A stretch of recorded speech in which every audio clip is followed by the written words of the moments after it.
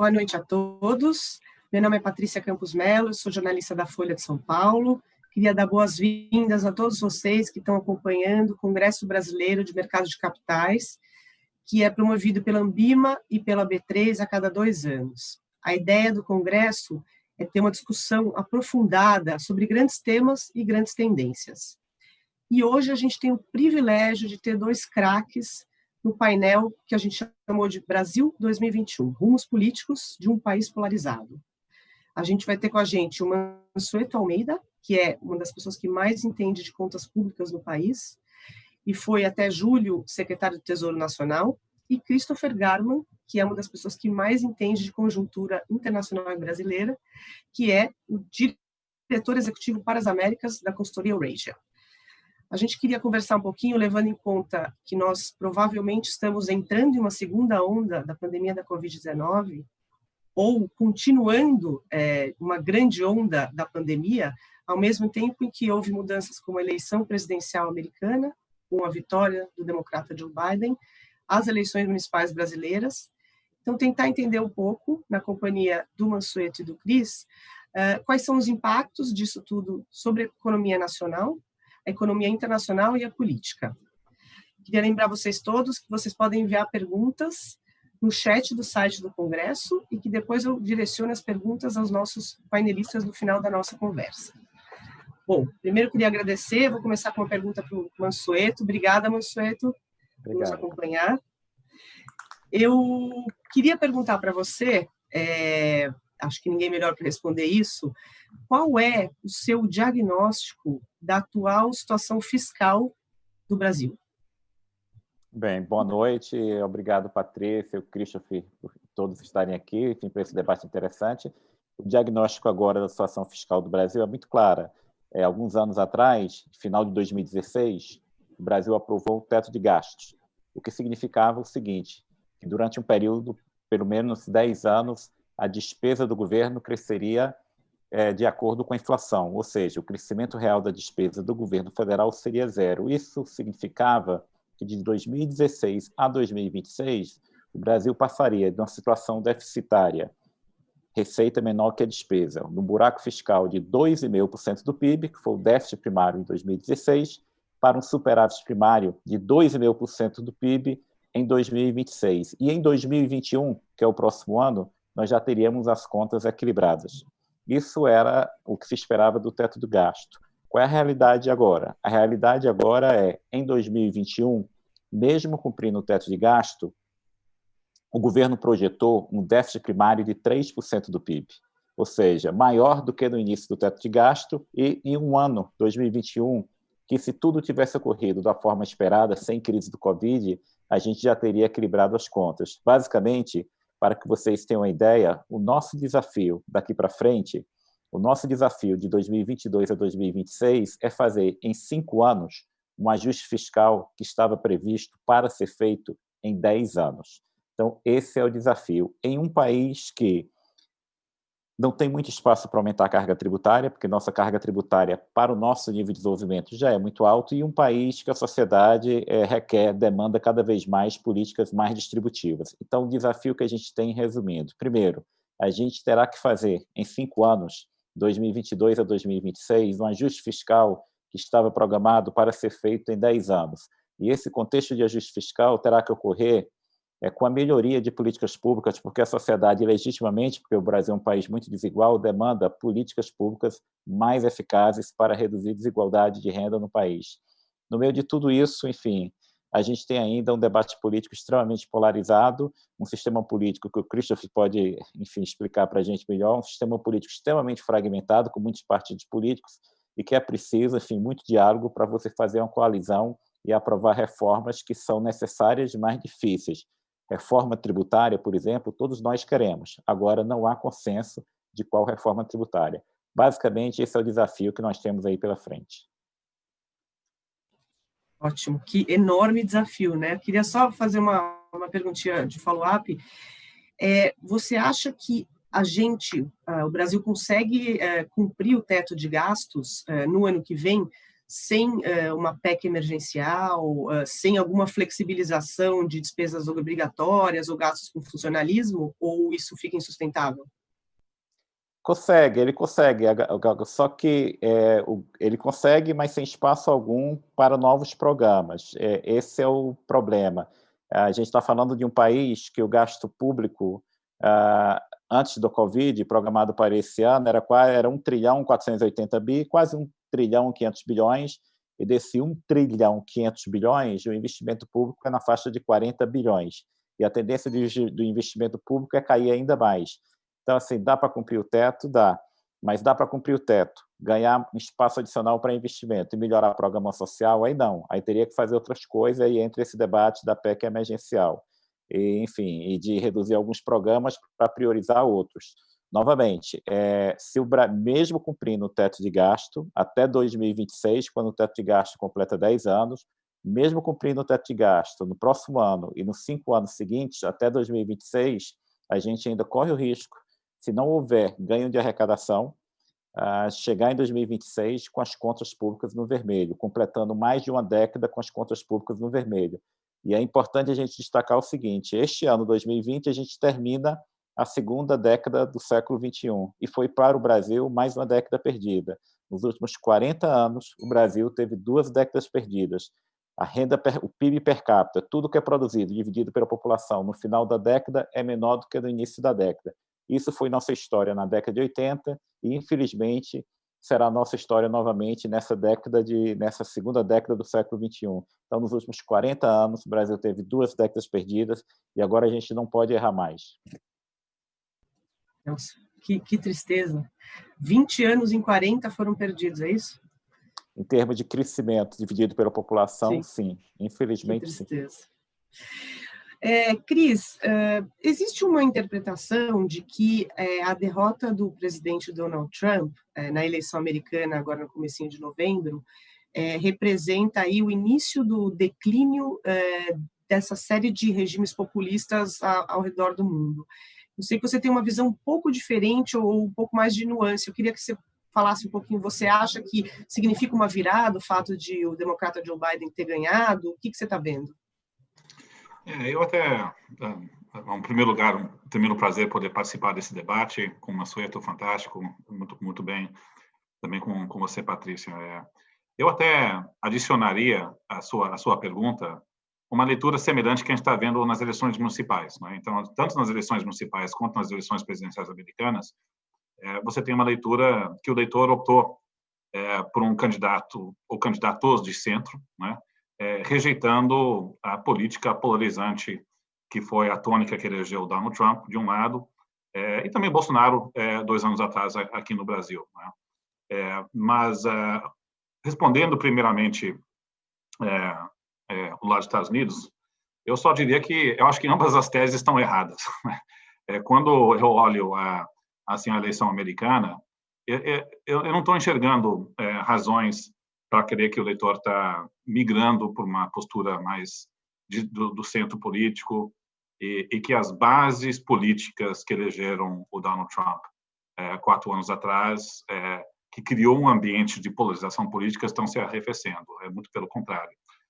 A gente olha, em primeiro lugar, nós tivemos um presidente Donald Trump que perdeu por um triz, então ele performou muito melhor do que as pesquisas estavam dando a entender, a despeito do fato e, pelo todos os indicadores, o manejo da Covid-19 por parte dele, a administração dele não foi das mais eficazes. As pesquisas de opinião também revelaram que a percepção da opinião pública é que ele não estava manejando bem a crise da Covid-19. Então, a despeito do mau manejo da maior crise sanitária e choque geopolítico desde a Segunda Guerra Mundial, ele perdeu a reeleição por uma fatia muito pequena do eleitorado em alguns estados do colégio eleitoral, particularmente Georgia, Pennsylvania, não é? E você pode colocar também Arizona aí nesse grupo. Então, para mim, foi um resultado que a mensagem que ele propaga ainda tem ressonância no público americano. Em segundo lugar, a gente olha dentro das bases do Partido Republicano e do Partido Democrata, estamos vendo sinais de mais polarização, não menos. No Partido Democrata, temos uma base ideológica eleitoral que está se fragmentando, então o tamanho da ala mais progressista da esquerda dentro do Partido Democrata tem crescido muito nos últimos 10 anos. Não é por acaso que nas primárias do Partido Democrata, tanto Bernie Sanders quanto Elizabeth Warren se saíram muito bem. Então, Joe Biden ganhou as primárias, mas ele vai ter que contemplar com um partido que foi mais à esquerda. E no lado do Partido Republicano, 80% dos eleitores republicanos saíram dessa eleição acreditando que houve fraude nas eleições, fruto das contestações que o Donald Trump colocou. Então, o Partido Republicano sai com a presença do Donald Trump ainda forte. Legisladores republicanos não podem abandonar o presidente Trump. Eles não fizeram isso ao longo dessa último mês. E tem a suspeita que o Trump pode anunciar sua recandidatura para 2024. Então, e a gente entra em 2021 com um país ainda com a pandemia não sob controle e com a possibilidade do chamado recuperação em K, não é? Onde alguns segmentos da economia recuperam mais fortemente, associado à nova economia, e alguns outros segmentos da economia de mais baixa renda sofrem um pouco mais. Então, as bases de igualdade de renda podem piorar em 2021, e foi exatamente um fator que levou à propagação desse ambiente polarizado, né? Em outras palavras, a Covid-19, as sequelas sociais e políticas da Covid-19 podem exacerbar os fatores que levaram à polarização em primeira instância, não atenuá-los. E eu diria o mesmo diagnóstico no Brasil, para ser sincero. O êxito dos partidos de centro no Brasil não foi uma opção, do meu ponto de vista, de eleitores querendo optar por candidaturas mais moderadas de centro. No fundo, foi uma eleição totalmente atípica. Ser prefeito nessa disputa foi um bom negócio. Os índices de reeleição das prefeituras aumentaram de 47% para 63% em 2016 para essas eleições de 2020, porque os prefeitos estavam na linha de frente do manejo da Covid-19, bem avaliados e dinheiro em caixa, porque o governo transferiu 60 bilhões de reais dos estados e municípios, que mais que compensou pela queda de arrecadação. E a oposição não conseguia fazer campanha. Agora, vamos olhar 2021. Nós vamos estar numa restrição fiscal grave, né, por anos, por todas as razões que o Mansueto colocou, tanto a nível federal quanto estadual e municipal. Por que os eleitores estavam com raiva e levaram essa onda bolsonarista 2 anos ou 4 anos atrás, 2 anos atrás? Foi uma revolta contra os serviços públicos associados à corrupção. A qualidade dos serviços públicos vai melhorar ou piorar?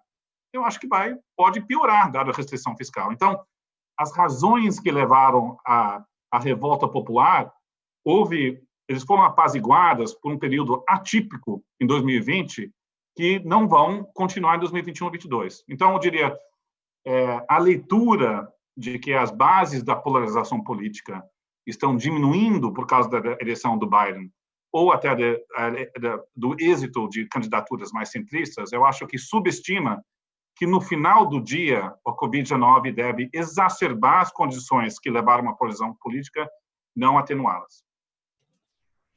Muito interessante. Então, no caso, nos Estados Unidos, inclusive o Trump teve a segunda maior votação da história dos Estados Unidos, né? Só perdendo para o próprio Joe Biden. E você acha que tanto lá quanto aqui no Brasil, a gente vai continuar a ter, nos Estados Unidos, desigualdade de renda talvez se exacerbe, né? E aqui no Brasil também a qualidade do serviço público, isso deve manter acesa essa insatisfação da população que leva a apoio a esse tipo de candidato, é isso?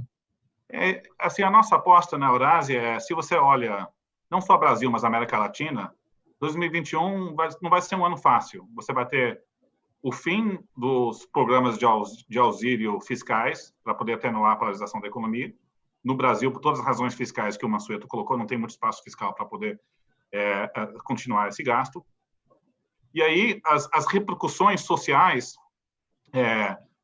do choque econômico do ano passado começam a ser sentidas. Assim, as bases da revolta popular contra políticos, instituições do chamado establishment, tendem a aumentar. Aí a pergunta isso ajuda candidaturas da direita ou não? Eu acho que ideológico, quer dizer, não necessariamente só beneficia o populismo da direita, mas eu diria que a onda anti-establishment tende a se exacerbar nesses próximos anos.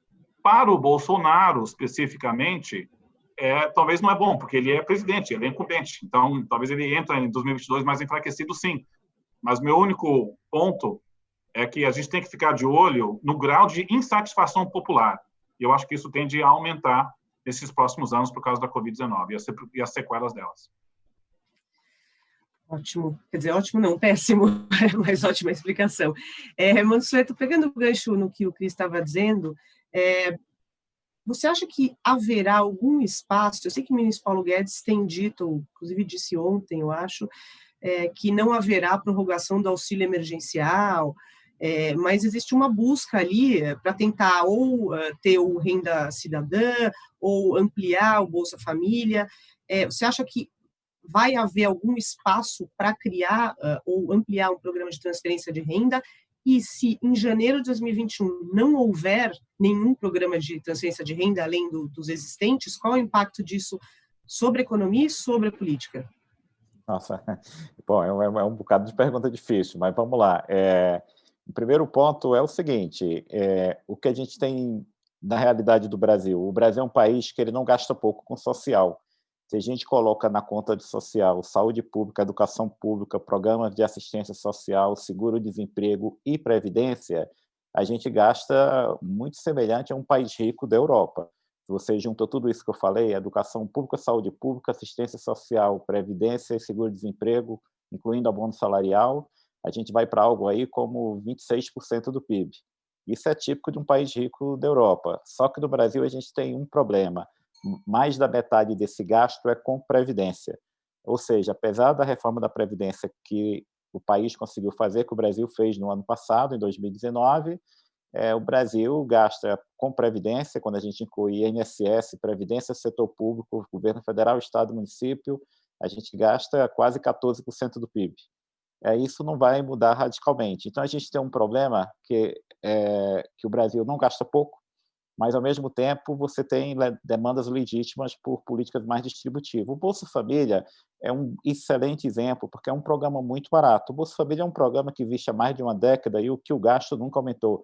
O gasto do Bolsa Família fica por volta de 0,5% do PIB, ou até um pouquinho menos de 0,5% do PIB. De um país que o gasto é quase 20% do PIB, o gasto do governo federal sem a conta de juros. Ou seja, Bolsa Família é um programa que, de fato, é bem focalizado, é um programa que é barato, quando a gente compara com os outros programas e com o tamanho da despesa pública, eu acho que deveria sim ser fortalecido.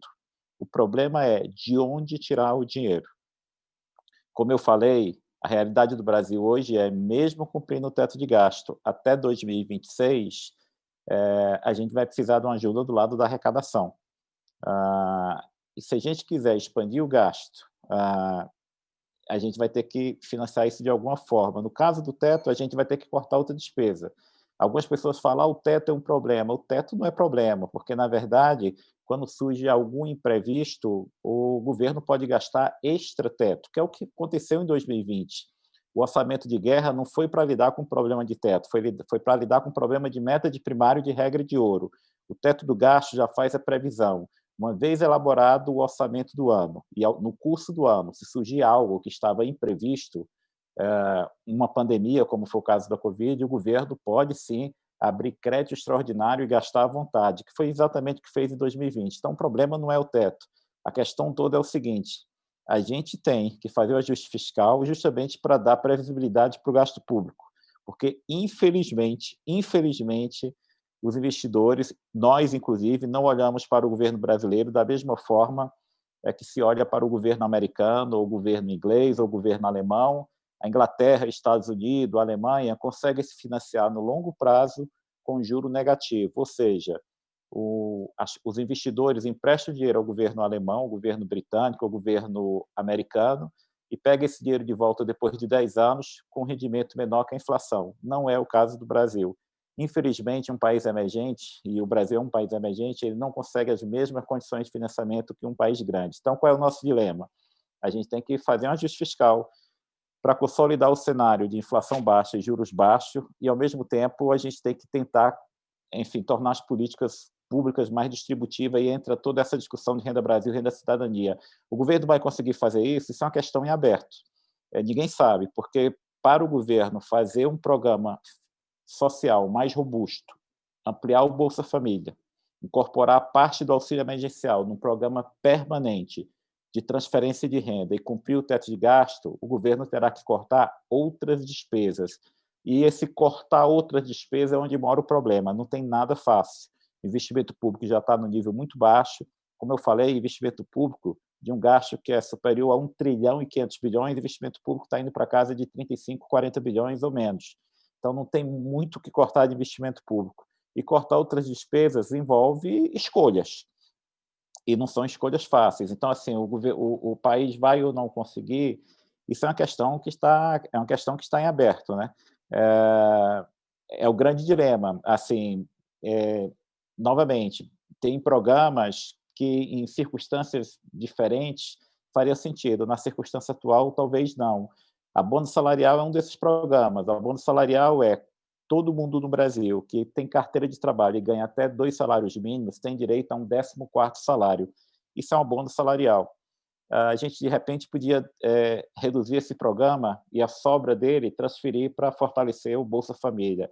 Mas, novamente, são escolhas, essas escolhas têm que ser levadas para o Congresso e têm que se debater de forma muito clara.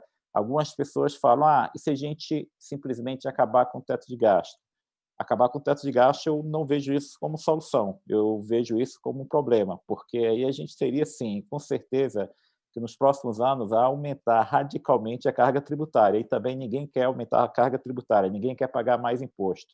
Então, assim, eu não vejo como solução descumprir o teto de gasto. O dilema é o que a gente vai cortar, quais despesas que não são muito distributivas, que poderiam ser cortadas, que poderiam ser reduzidas para abrir espaço para um programa social mais robusto. Por enquanto, esse é um debate em aberto, porque a gente não vê nenhuma clareza de qualquer um dos lados, seja do governo, seja do Congresso, seja da própria sociedade, enfim, de como fortalecer o programa Bolsa Família, transformando em algo mais amplo. Então, assim, isso é uma questão. O que é que vai acontecer se a gente não criar esse programa mais robusto? Eu acho que não é o fim do mundo, tá? Eu acho que assim a gente vai ter que discutir nos próximos anos como melhorar o impacto distributivo do gasto público. Mas se eventualmente a gente não chegar a uma solução nos próximos 2 meses e começar o próximo ano, a gente vai ficar dependendo muito do como é que vai ser a recuperação da economia. Se a recuperação da economia começa a mostrar sinais muito claros, talvez a melhoria no mercado de trabalho compense o fim do auxílio emergencial.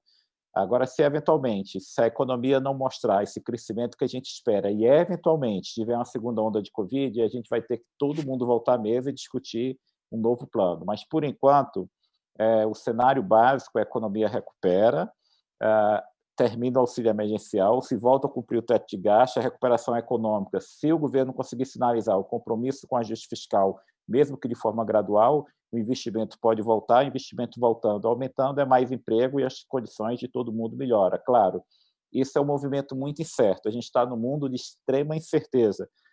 Se tiver uma segunda onda de Covid no Brasil, todo esse cenário muda. O que mais ou menos preocupa todo mundo, no caso de um país como o Brasil, é que a gente está saindo da crise com um nível de endividamento muito alto.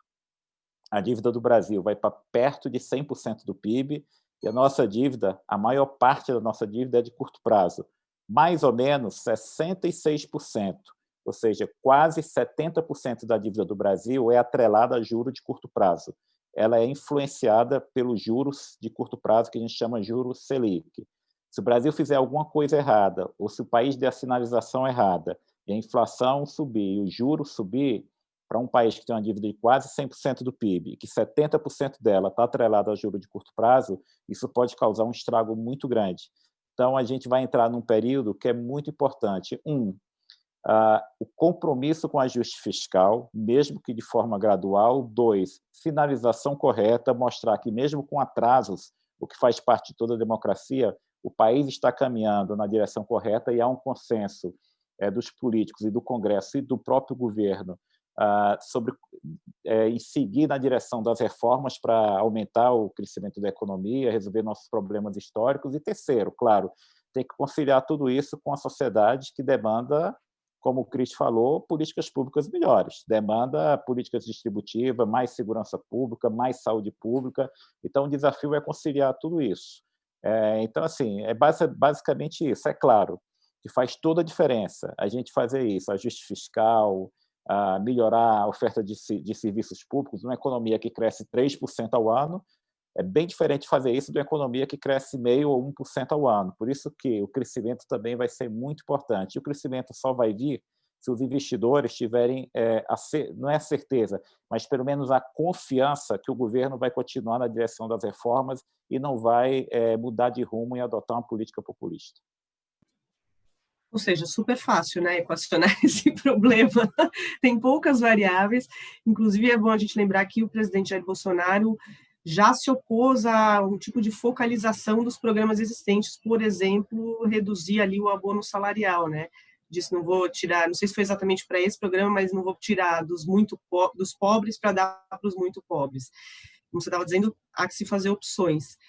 Depois eu tenho uma pergunta sobre a dívida, mas eu queria primeiro perguntar para o Cris, em relação às reformas, né? A gente, desde o governo Michel Temer, principalmente no início do governo Bolsonaro, tinha esse ímpeto, né, de fazer reformas, né, um consenso ali na sociedade, no Congresso, e tudo está muito devagar, né? Se a gente for fazer um balanço ali do que passou, o que você acha que deu errado? O que você vê acontecendo? Como é que isso poderia ser acelerado, Cris? Não, é uma boa pergunta, Patrícia. Talvez eu diria que deixa eu só apontar pela boa notícia e aí apontar para os desafios, tá certo? A boa notícia, que eu acho que ainda permanece, olhando o Congresso Nacional hoje, é que nós temos uma classe política em Brasília que foi, em grande medida, moldada pela crise de 2015-2016.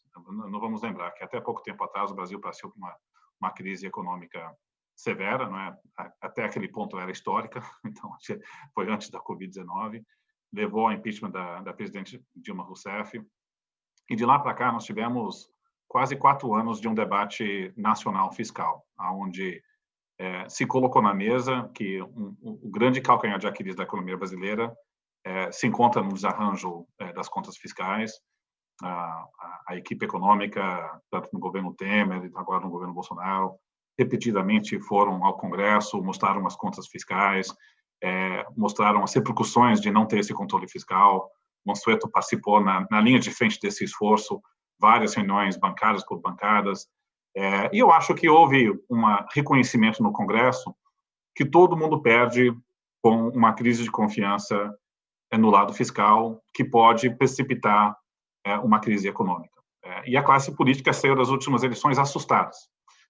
Então, a combinação dessa lição, de um lado, com uma classe política enfraquecida depois das últimas eleições, é o que reforçou o ímpeto reformista, e muitas lideranças enxergavam a aprovação de reformas econômicas como sendo o seu próprio interesse político-eleitoral, mesmo sem participar de uma base aliada do governo federal. Então, isso era um equilíbrio fascinante, levou à aprovação da reforma da Previdência, e esse cunho reformista, nós ainda vemos alguns sinais esse ano. É claro que a pandemia colocou tudo isso em xeque, deu uma paralisada, mas nós o Congresso Nacional aprovou um novo marco regulatório do setor de saneamento básico, está avançando no projeto de lei para dar autonomia para o Banco Central, está avançando no projeto de lei de um novo marco regulatório, de uma nova lei de recuperação, assim, novo marco regulatório para o setor de gás, e lei de falências. Então, acho que isso existe. E também permanece um medo entre a classe política de ter uma nova crise fiscal que possa aprofundar a economia, né? O desafio é socializar quais são os limites dessa responsabilidade fiscal. Porque a gente tem que lembrar que, durante o período da pandemia, nós estávamos num mundo totalmente surreal, onde o governo gastou 8% do PIB em medidas fiscais, 600 bilhões de reais. Todas essas restrições fiscais foram jogadas fora da janela, na medida que todos os países estavam fazendo medidas de estímulo para atravessar um período de paralisação da economia. Então, aquele ambiente de precisamos fazer novos ajustes e tomar passos do lado fiscal, meio que foi colocado num mundo, né, de suspensão desse ambiente, e agora essas restrições estão voltando, né? E todo o debate, se prorroga o auxílio, não prorroga, tem extrateto, não tem extrateto,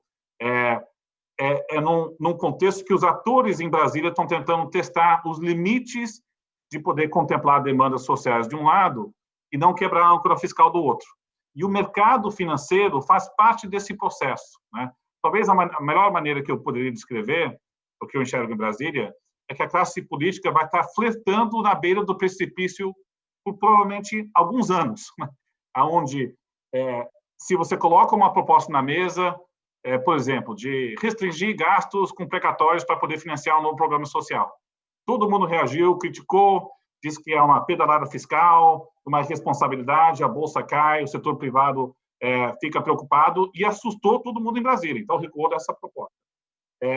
A prorrogação do auxílio vai ser a mesma coisa. Dá para prorrogar sem uma reforma fiscal, sem um shutdown na economia muito severo. Então, aí o mercado dá esse sinal, eu acho que o governo se ajusta e os parlamentares também. Então, eu acredito que devemos ter algum progresso na agenda de reformas, a despeito desse período ainda difícil. O presidente Bolsonaro ter enterrado o risco de impeachment ajuda, em termos de criar uma base parlamentar mínima, não majoritária, mas mínima, para poder avançar. Acredito que alguma reforma fiscal deve avançar no ano que vem, mas não vejo isso acontecendo rápido depois das eleições municipais desse domingo, não. Eu acho difícil avançar em dezembro, eu acho que vai ficar depois para as eleições da Câmara e do Senado, e talvez uma reforma fiscal enxuta, ou pelo menos restrita, possa ser aprovado, mas a gente vai ter que ter várias reformas fiscais desses próximos anos, não vai ser uma só, vai ser um processo longo, doloroso, com a classe política afetando na beira desse chamado precipício, né? Se o mercado externo está benigno, compra mais tempo. Se o mercado externo piorar, você tem que fazer um ajuste mais rápido. Então, vai ser um pouco à mercê do ambiente global. E no lado das reformas produtivas, eu só chamaria atenção uma reforma tributária de um lado, reforma administrativa do outro. As duas não vão ser aprovadas, mas existe a chance de uma dessas duas avançar em 2021. Mas, novamente, eu acho que depende das condições políticas se manterem razoavelmente benéficas, e a minha preocupação para 2021 é a seguinte: a aprovação do presidente Bolsonaro deve cair gradualmente ao longo do ano que vem, exatamente porque você retira o auxílio, aquele amortecedor social cai, muito vai depender da recuperação da economia, mas é de se esperar que a aprovação dele caia gradualmente no ano que vem. Isso pode dificultar o avanço de algumas dessas reformas, mas eu só diria que não devemos subestimar que nós temos uma classe política hoje mais propícia a avançar essas reformas. Não significa que vão acontecer, mas e também temos uma classe política escaldada pela última crise, que também facilita avançar em alguns momentos. Então, eu não acredito numa guinada populista. Em termos de convicção de novas reformas, eu estou mais cauteloso, mas algum avanço a gente deve ter. Isso se mantém, essa orientação, pelo menos de entender a importância de reformas, se manteria mesmo com a saída do deputado Rodrigo Maia, presidência da Câmara, e eventualmente alguém mais fisiológico assumindo, Cris? Eu acho que sim, Patrícia, essa é uma boa pergunta. O presidente da Câmara, Rodrigo Maia, exerceu um papel fundamental, né? Todos que têm acompanhado acho que reconhecem o papel de liderança que ele tem um bom diálogo com os partidos da esquerda, ele consegue costurar acordos, ele entende as dificuldades e as econômicas, tem uma relação excelente com renomados economistas do país, tanto no setor público como no privado. Então, ele era um parceiro da equipe econômica nessa agenda. Mas eu acho que o Rodrigo Maia conseguiu exercer esse papel tão relevante porque o ambiente estava propício no Congresso e houve uma redefinição das estratégias de sobrevivência eleitoral ocorrendo, dado o choque da crise de 2015 e 2016, exacerbado pelas eleições de 2018. Então, quando você tem umas lideranças políticas que o chão estava caindo por baixo deles, dado essa revolta popular, todo mundo tentando buscar nova estratégia de como vão sobreviver, aí você conseguiu consolidar essa visão reformista no Congresso e conversando com lideranças na Câmara e no Senado, acho que talvez o Mansueto pode atestar isso. É fascinante escutar essas lideranças. eles se descrevem como um Congresso reformista. Não é só o Rodrigo, várias lideranças a gente escuta isso, né? Então, eu acho que tem um espaço aí. É claro, sem o Rodrigo, você cria talvez mais risco, você perde algo na liderança, vai ter uma perda de liderança, sim. Se nós temos alguém representando o Bloco Centrão, talvez o comprometimento com a agenda de reformas é um pouco menor, mas eu acho que esse ambiente que eu descrevo vai além da liderança do Rodrigo Maia, a despeito do papel crítico que ele cumpriu. Ótimo. Não sei se o Mansueto quer falar um pouquinho sobre isso, mas eu queria fazer uma pergunta relacionada. Desculpa, Patrícia, eu queria só acrescentar um ponto do Christopher para a gente colocar aqui no debate, que que eu acho que é bem importante. Que, em geral, a gente, quando fala em reformas, a gente tenta encontrar aquele ambiente político que a gente considera ideal para reformas andarem. E eu queria só destacar algo interessante. Se a gente olha a história do Brasil nos últimos 4 anos, é uma história que, enfim, tinha tudo para a gente ficar pessimista no seguinte sentido. A gente teve um governo de impeachment, que foi o governo Temer, que veio de um processo de impeachment com índice de aprovação muito baixo. O Christopher vai se lembrar que, em alguns momentos, o índice de aprovação do governo Temer era ali por volta de 10%. Mesmo assim, no meio de tanta circunstância diversa, inclusive com 2 tentativas de abrir um processo de investigação que foi derrubado no Congresso, mesmo com isso, o governo Temer aprovou reformas muito difíceis, inclusive o teto de gasto. E depois o governo Bolsonaro, sem base política, no primeiro ano de governo, consegue aprovar a reforma da Previdência, que na França se tentou e não conseguiu, apesar do Sarkozy ter a maioria no Congresso Nacional. Então, o Brasil, com todo esse problema que a gente sabe de polarização política, de mais de 30 partidos políticos, a gente conseguiu fazer reformas substanciais nesse país nos últimos 4 anos, em circunstâncias que a gente caracterizaria adversa. Mas o que foi importante de tudo isso, eu colocaria 2 coisas muito importantes. Primeiro, o debate político. A gente só conseguiu aprovar a Previdência, entre outras coisas, porque a gente passou 3 anos debatendo a reforma da Previdência. E, aos poucos, a sociedade foi se convencendo, uma parcela significativa da sociedade foi se convencendo da necessidade de reforma de Previdência. Então, assim, isso eu acho que é fundamental, o amadurecimento do debate político para aprovação de reformas, né? E o segundo ponto que eu considero importante, claro, assim, a própria necessidade cria um pouco dessa liderança política que a gente gosta de falar, que o Christopher destacou aqui. Hoje, a gente tem alguns debates no Brasil que há 4, 5 anos atrás era difícil se começar esse debate. Por exemplo, independência de Banco Central. Independência de Banco Central, se for aprovada agora, a gente vai olhar para a independência do Banco Central formal como sendo uma reforma pequena, algo, enfim, fácil. Há 5 anos atrás, era muito difícil se debater independência do Banco Central nesse país. Então, assim, a gente tem um movimento que por um lado, essa questão de polarização da política é ruim. É ruim quando as pessoas não aceitam o contraditório e as pessoas não sentam à mesa e não há esse respeito mútuo do contraditório, dificulta um pouco a formação de consenso. Então, a polarização que está acontecendo no Brasil e no resto do mundo é ruim para o bom debate político. Por outro lado, no meio de circunstâncias tão adversas nos últimos 4 anos no Brasil, a gente aprovou reformas importantes. Então, eu acho que é importante a gente destacar aqui o seguinte: o que a gente vai avançar ou não, se a gente vai avançar mais rápido nessas reformas, criar o consenso, esse debate será fundamental, e se isso vai progredir ou não depende de nós todos, porque, novamente, assim, o Brasil tem um desafio imenso à frente, mas, assim, o histórico dos últimos 4 anos nos mostra que, por meio do bom debate político e de uma solução e de uma discussão aberta dos problemas, a gente pode sim avançar nessas reformas. Maravilha. Mansueto, tem uma pergunta aqui do Francisco Souza, que está nos assistindo, e ele pergunta o seguinte: Mansueto, você vê a possibilidade de um surto inflacionário em 2021? Usa a sua bola de cristal. Então, assim, é muito cedo para falar isso, tá? O que tem hoje dos economistas é que todo mundo puxou para cima a expectativa de inflação nesse ano e no próximo. Então, assim, tem muita gente que já está puxando a inflação esperada para esse ano. Há poucos meses atrás, a inflação esperada para o Brasil neste ano era 2%. Agora tem muita gente puxando essa expectativa para algo como 3,5% até 3,8% de inflação este ano. E para o próximo ano, as estimativas estão por volta de 3,3% a 3,8%. o centro da meta de inflação no próximo ano é 3,75, ou seja, a gente ainda está ali mais ou menos pelo centro da meta, um pouquinho abaixo do centro da meta. Então, por enquanto, não preocupa tanto.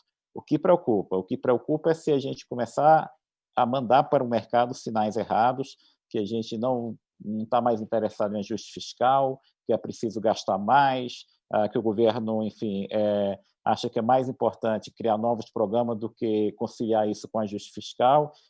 E aí o dólar pode disparar, o preço do dólar pode aumentar muito mais, com a economia se recuperando, isso pode ter impacto mais forte no repasse para preço. Então, assim, o cenário de agora é o seguinte: a expectativa de inflação para esse ano e para o próximo é maior do que se esperava 2, 3, 4 meses atrás.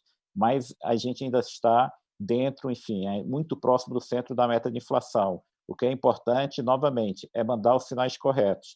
O mercado sabe que nos próximos 2, 3, 4, 5 meses não vamos aprovar a reforma tributária, nem tampouco a reforma administrativa, mas é muito importante, pelo menos, que esse debate seja posto à mesa e que a gente avance, por exemplo, como o Christian falou, na aprovação de outras reformas que já foram, inclusive, aprovadas em uma das casas no Congresso. Então, assim, é muito importante a comunicação e, de fato, assim, mostrar que o país não está regredindo. Novamente, o mercado aceita atraso, faz parte do processo político. Agora, o que ninguém vai aceitar é um retrocesso. Com um desafio tão grande à frente, você ter retrocesso, por exemplo, nessa agenda fiscal. Eu ia até aproveitar para perguntar, o mercado, você falou, tolera atrasos, e a gente está ainda, né, numa situação muito especial de uma pandemia. Mas até que ponto vai essa leniência do mercado, né, e dos investidores? Você acha que já em 2021 vai haver mais pressão para reformas e mais ali um escrutínio maior sobre os gastos públicos? O que você vê acontecendo? Não sei. Olha só, eu acho até que o debate melhorou muito, porque assim, hoje o debate é mais pé no chão e ninguém está falando enfim, de nenhuma bala de prata. A questão toda é o seguinte: a gente vai ter que aprofundar esse debate. Assim, olha, o governo deve gastar mais com isso ou com aquilo, para a gente, eventualmente, avançar nessa direção de reformas. Eu acho que, apesar de toda essa circunstância diversas, o debate melhorou muito nos últimos 5 anos no Brasil. O teto de gasto teve um efeito benéfico de levar a sociedade e o Congresso a debater orçamento. Em qualquer país do mundo, uma das peças mais importantes a cada ano é justamente o debate orçamentário e a definição do orçamento. No Brasil, isso era quase uma peça de ficção, porque quando se mandava o orçamento para o Congresso, se puxava para cima a receita e a despesa para puxar para cima a despesa. Hoje, como você tem um teto, não adianta puxar a expectativa de receita para cima, que tem um controle do gasto. Então, eu acho que está tendo uma coisa bem interessante no Brasil, que é, de fato, as pessoas debaterem as escolhas. Então, assim, como é que isso vai evoluir nos próximos anos? Novamente, isso está em aberto, mas eu acho que esse debate no Brasil melhorou muito. A gente debate hoje orçamento, e se determinada política faz sentido ou outra não faz, de uma forma muito mais efetiva e transparente do que a gente fazia 4, 5, 6 anos atrás. Mas, novamente, assim, qual vai ser a solução disso tudo? Está em aberto, mas tem um ponto que o Christopher falou, que eu acho que eu concordo também, é o seguinte: eu vejo hoje no meio político uma percepção muito maior, um reconhecimento muito maior da gravidade do país, e, novamente, o que o Brasil conseguiu nos últimos 5 anos foi algo que eu me surpreendi. A gente está falando de um país que, há 5 anos atrás, o juro básico da economia era 14,25% ao ano. Um país que, se alguém falasse o seguinte: olha, o juro vai cair para 5% ao ano, a gente já estava abaixo de 5% antes da Covid, alguém ia falar: não, vocês são loucos, o Brasil nunca vai ter juro abaixo de 5% ao ano. Isso aconteceu antes da Covid. Então, assim, a gente conseguiu muita coisa. Mas, novamente, para a gente consolidar cenário dos próximos anos, o que importa para crescimento, como você falou, será que os empresários, os investidores, o mercado vai pressionar o governo para as reformas? Tem que pressionar e todo mundo tem que se envolver nesse processo. E o empresário, quando alguém toma a decisão de investimento, de ampliar o tamanho da sua fábrica ou construir uma fábrica nova, aquela decisão é tomada com um horizonte de 10, 15, 20 anos. A pessoa está olhando para os próximos 20 anos e não para os próximos 6, 8 meses. Por isso que é tão importante, independentemente de partido político, independentemente de quem esteja, enfim, no governo, é tão importante que a sociedade tenha um compromisso com o ajuste fiscal, porque isso vai dar o mínimo de segurança para o investimento voltar. Quer dizer, quando o empresário ele tem mais ou menos uma confiança que o país, claro, o debate político é saudável, políticas diferentes são saudáveis, mas pelo menos que há consenso no meio político da necessidade de ajuste fiscal, isso pode criar, alongar o horizonte do empresário, ele pode voltar a investir. Então, assim, os empresários se envolverem, a sociedade se envolver, sindicatos se envolverem no debate político, mas, novamente, a gente tendo o mínimo de consenso do que tem que ser feito, eu acho que vai ser fundamental para a recuperação de investimento no Brasil. Um ponto adicional aqui, Patrícia, só para colocar, que eu acho importante nesse debate que o Mansueto fez referência. Muitas vezes eu tenho visto na imprensa ou comentaristas e lamentando a inabilidade do presidente Bolsonaro tomar uma decisão de como sair dessa encruzilhada fiscal. Nós tivemos vários vai e vens. A equipe econômica liderada pelo ministro Paulo Guedes tem colocado propostas de uma reforma fiscal para poder cortar alguns programas, para poder financiar um novo programa social. O presidente veta de não tirar dos pobres para dar para os paupérrimos, seja no lado do abono salarial, seja no lado de desindexação do lado dos benefícios previdenciários. Aí outros ministros puxam para ter algum extra-teto para tentar financiar esse novo programa. Mas essa inação do presidente, eu acho que é um sinal que o teto do gasto está funcionando. Porque, no fundo, o objetivo do teto do gasto foi para forçar um debate político sobre decisões difíceis. Então, um ministro vem, precisamos ter algum gasto extra-teto. Aí o ministro Guedes diz para o presidente, se o senhor brincar com o teto do gasto, você vai minar as condições da economia se recuperar e você não vai se reeleger em 2022. Então, não quero isso. Aí, ok.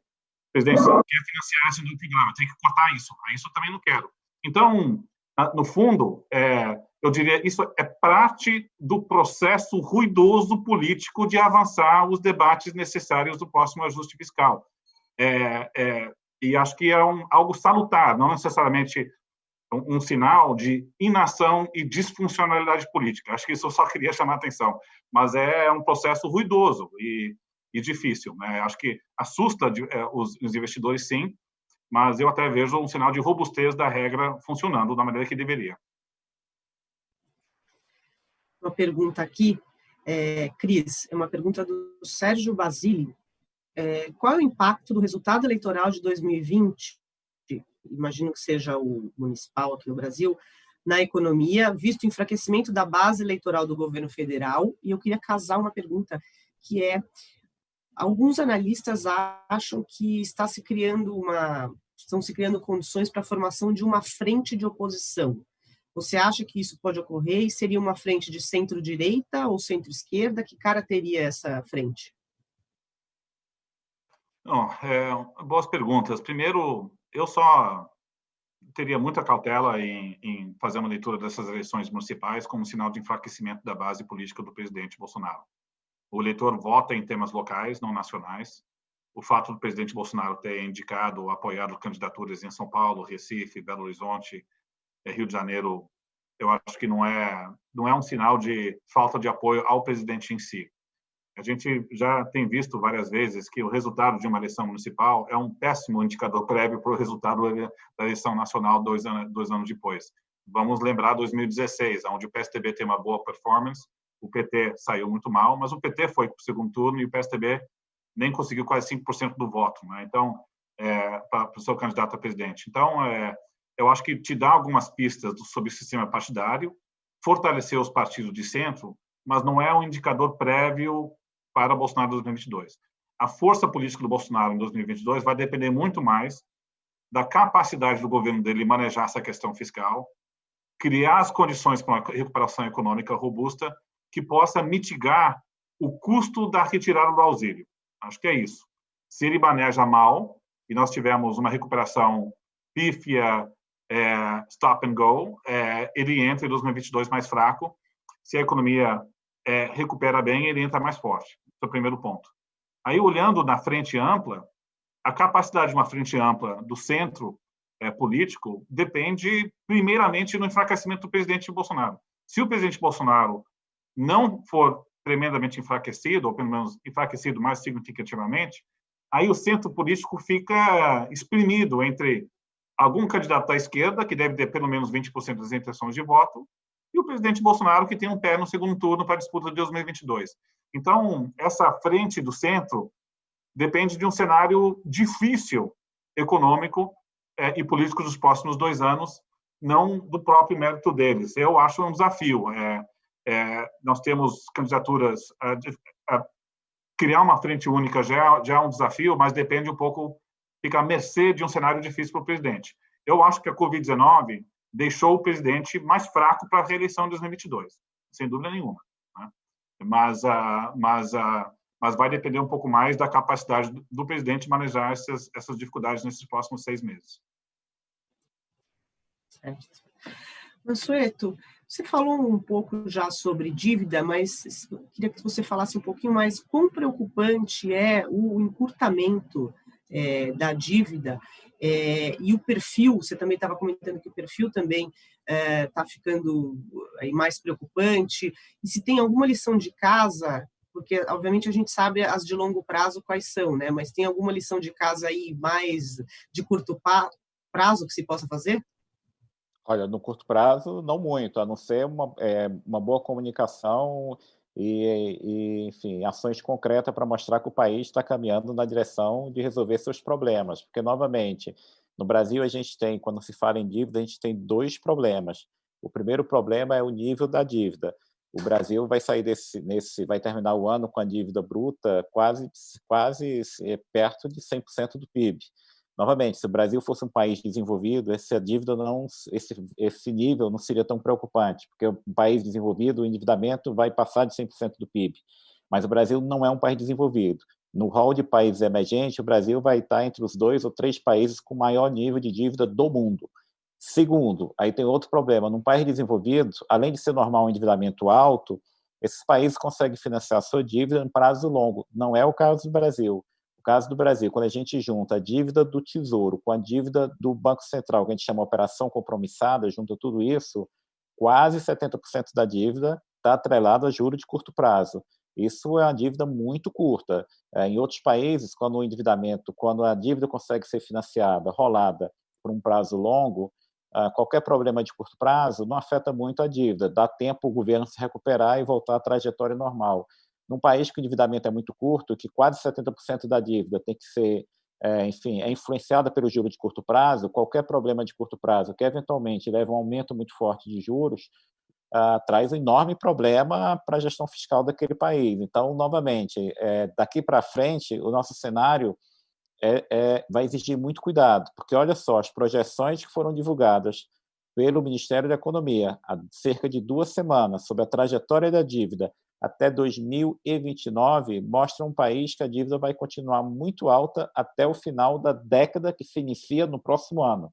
Isso significa o seguinte, que se a gente não acelerar o ajuste fiscal, a gente corre o risco do governo brasileiro passar 10 anos, uma década, sem espaço para combater uma recessão que pode surgir daqui a 3, 4, 5 anos, ou então algo adverso. Ou seja, o setor público, que precisa ter alguma flexibilidade para gastar mais, por exemplo, com investimento público em circunstâncias adversas, como foi o caso de 2008 e 2009, quando a gente tinha espaço fiscal para fazer isso, se a gente não acelerar o ajuste fiscal, o setor público brasileiro corre o risco de passar 10 anos sem muito espaço para fazer política anticíclica. É um risco muito grande. A projeção divulgada pelo Ministério da Economia mostra que a dívida líquida, que é a dívida bruta, menos ativos, menos crédito a receber que o governo tem, a dívida líquida vai terminar a próxima década próxima a 87% do PIB. A dívida líquida do setor público, em 2013, era 30% do PIB. Então, assim, a gente está numa trajetória que, mesmo melhorando as contas nos próximos anos, a dívida líquida vai continuar crescendo até 2028, mesmo cumprindo o teto de gasto. Isso é mais ou menos o desafio. O endividamento do Brasil é alto, o financiamento é muito no curto prazo, a proporção da dívida é muito grande, é rolada no curto prazo, a gente não tem muita margem para erro. Por isso, a gente vai ter que encarar o seguinte desafio: para a gente resolver esse problema da vulnerabilidade fiscal e o alto endividamento, a gente vai ter que ser um pouco mais ousado no ajuste fiscal, o que significa, no próximo ano, qual é a notícia ruim? A notícia ruim, eu sinto muito, neste país, nos próximos 5, 6 anos, não há o mínimo espaço para se debater redução de carga tributária. Isso não existe. 2, a gente vai ter que debater renúncias tributárias, porque o governo vai ter que melhorar a arrecadação. Eu tenho uma pergunta para o Cris, mas eu só queria, porque tem uma pergunta que mandaram aqui que acho que tem muito a ver com o que você falou, que é uma pergunta do Lucas Monteiro. Ele está perguntando o que o Mansueto acha de taxação de grandes fortunas para financiar políticas assistenciais e da insistência do governo na CPMF. Vamos lá. Assim, primeiro, eu não gosto muito de imposto sobre grande fortuna, porque assim, a gente não pode condenar alguém querer trabalhar mais ou menos, alguém ter mais lazer, alguém querer ficar rico. Então, eu acho que imposto sobre grande fortuna é um imposto muito difícil, é uma coisa meio arbitrária, mas eu sou a favor, por exemplo, de imposto sobre herança. Eu acho que no Brasil o imposto sobre herança é baixo. Quando a gente olha a realidade de vários outros países do mundo, inclusive Estados Unidos, Inglaterra, imposto sobre herança é muito alto. Então, eu acho que faz muito mais sentido imposto sobre herança, aumentar imposto sobre herança do que imposto sobre grandes fortunas. Mas no Brasil a gente tem tanta distorção, por exemplo, pejotização. Se você é um profissional liberal e você não tem empregado, mas você é registrado como uma empresa, sua carga tributária é 15%. Se você é aquele mesmo profissional liberal e você é registrado um contrato de trabalho via CLT, sua carga tributária é mais do que o dobro. Então, por que no Brasil o que se paga de imposto depende do seu contrato de trabalho e não da sua renda? Isso não acontece em outros países. Então, a gente tem tanta imperfeição que eu não olharia. Primeiro, eu não gosto de imposto sobre fortuna. 2, se você quer tornar o sistema tributário do Brasil mais progressivo, pode fazer isso mexendo em tributação de fundo exclusivo, mexendo nessa questão da pejotização, eventualmente discutindo uma série de deduções que é permitido da renda tributável, que não faz muito sentido, porque quando alguém manda seu filho para uma escola privada, ou você paga seu médico privado, você pode abater aquilo da sua renda tributável. Esse tipo de discussão, eu acho que vale a pena a gente colocar na mesa. Agora, eu não iria por um imposto sobre grande fortuna, não. É uma coisa muito difícil, é algo muito arbitrário, é difícil de cobrar, então eu não gosto, não. O outro ponto que levantou, o CPMF.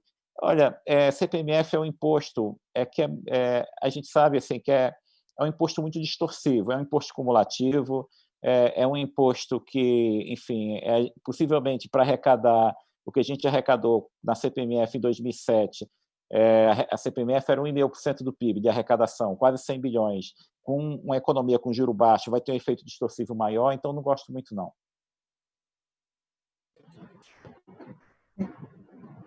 Desculpa, gente. A gente tem um minutinho, eu queria encaixar só uma última pergunta para o Cris, se desse tempo, que é sobre o relacionamento entre o Brasil e os Estados Unidos daqui para frente. A gente tem visto aí alguns atritos entre o presidente eleito Joe Biden e o presidente Jair Bolsonaro pelo tema ambiental. Então, eu queria saber se você vê fonte de conflitos entre os dois governos ou se vai prevalecer aí o pragmatismo como costuma ocorrer? Não, excelente pergunta. Deixa eu tentar ser, então, bem sucinto. Eu acho que as dificuldades começam e terminam pela pauta ambiental. Nós vamos ter um presidente Biden com muita experiência em política externa. Ele é o presidente eleito americano que tem mais conhecimento na América Latina, na história recente americana. Ele sabe o papel importante que o Brasil tem na América do Sul. Então, não vai gerar um atrito por razões ideológicas. Agora, esse é um governo comprometido com a agenda ambiental, domesticamente e internacionalmente, e a minha grande preocupação na relação bilateral é um cenário onde índices de desmatamento pioram na Amazônia nesse próximo período de seca. Se isso acontecer, as críticas externas são pesadas de um governo Biden se juntando com a Europa. E muito vai depender da reação do Palácio do Planalto, que ultimamente tem sido muito nacionalista na sua retórica contra críticas do lado do desmatamento. O que segura é que o Biden quer um acordo nas negociações do Acordo de Paris, em novembro do ano que vem, e o Brasil faz parte dessas negociações. Então, podemos ter alguma oportunidade, sim, mas a grande calcanhar de Aquiles está na pauta ambiental. Muito obrigada, Cris. Gente, é uma pena que nosso tempo acabou, a gente podia ficar aqui discutindo, tem muitas perguntas ótimas. Queria agradecer ao Cris, queria agradecer a você, Mansueto, agradecer a todo mundo que acompanhou a gente. Se vocês puderem, respondam a pesquisa de satisfação, que está disponível no site, e não deixem de assistir ao próximo painel, que está super interessante, sobre os rumos da infraestrutura como impulsionador do crescimento. Muito obrigada, até a próxima, gente.